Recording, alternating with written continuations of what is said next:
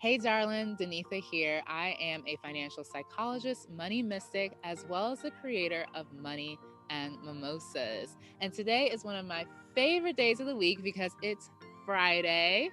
Friday is the day where you get to do your money date, and I get to answer one of your money questions. If you're new to Money and Mimosas, new to the concept of money dates, welcome. Be sure to check out this video where I talk through what exactly a money date is. It is your weekly ritual for sitting down, reviewing your finances, celebrating your wins, and reflecting on how you can use your money to make a difference. I choose to do my money dates on Fridays because it's ruled by the planet Venus, which governs beauty and abundance. It's also the Orisha Oshun's day, and Oshun is the governess of the sweet waters, prosperity, beauty, abundance. And that's why I do my money dates on Friday, and I invite you to do it on Fridays as well. And now let's hop into this week's money question. This week's money question comes from Raven. Raven is based in London, and Raven asks, how do I build a six-figure business as a content creator? I love this question. Thanks so much for asking it, Raven. I love talking about ways to make money doing what you love. And it sounds like being a content creator is something that you love. I don't have your website or an idea of what type of content you're creating. So I'm going to answer this generally speaking, and I hope that is helpful to you.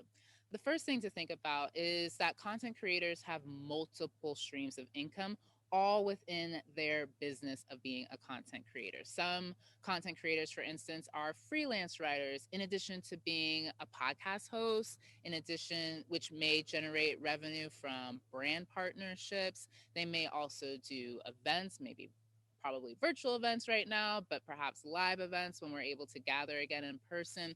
They have lots of different ways that they generate income, all under the one umbrella that is their business. The common thread, though, for content creators who have broken through that six-figure, seven-figure, eight-figure threshold is that there is a common thread through all of those income streams. And that common thread is their overarching mission. So that would be the first step I would encourage you to take, Raven, is to think about, what is my mission? Although you may have different forms of expressing it, whether it's through YouTube videos, through your writing, through perhaps books that you write, maybe you also do poetry.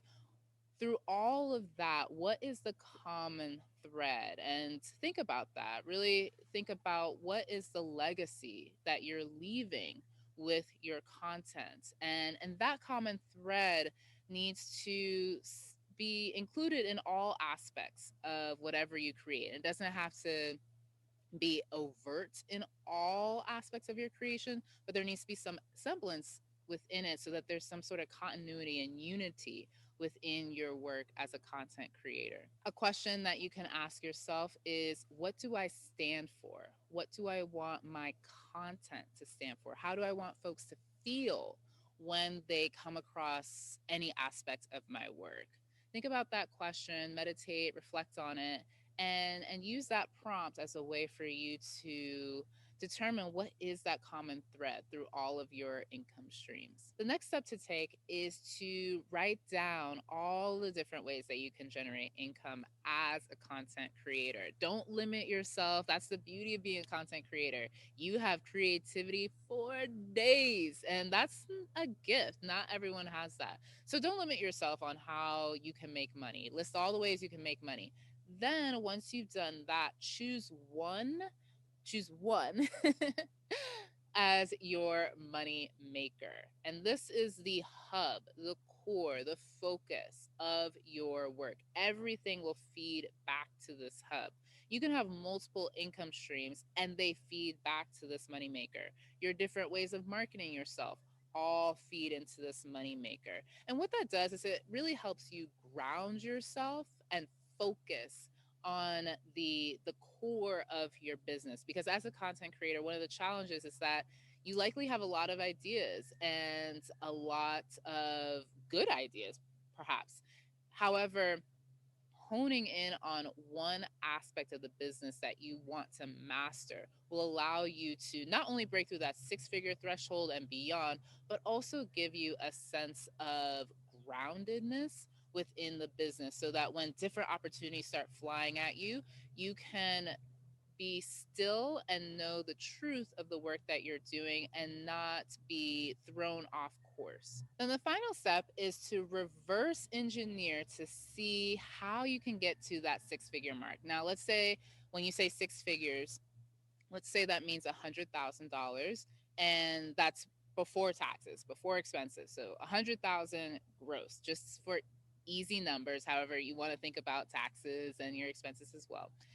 If $100,000 gross revenue is the goal, then each month that means earning about $8,500 per month, a little bit less than that, but rounded number, that's how much you need to bring in each month in order to reach that annual goal that you set for yourself. Therefore, when you look at all of those income streams with a heavy focus on your moneymaker, when you look at all those income streams, how can they all add up to that $8,500? And set some goals for yourself within them. If you've got a lot of ideas, you may want to pare them down to, say, three to focus on, and keep yourself available and open for income opportunities that fall outside that three, of course. However, uh, for the sake of focus and the sake of knowing where to put your energy, think about how those three can help you get to $8,500 per month, and then use that as a way for planning the rest of your year to figure out how you can get to that six-figure mark. And that's my answer to your question, Raven. I hope it was helpful. If any of you watching would like your question answered on one of my weekly Money Date videos, leave a comment below with your question, include where you're from, and I'll do my best to answer it in one of these videos. Thanks again for watching, and I'll see you next week. Bye.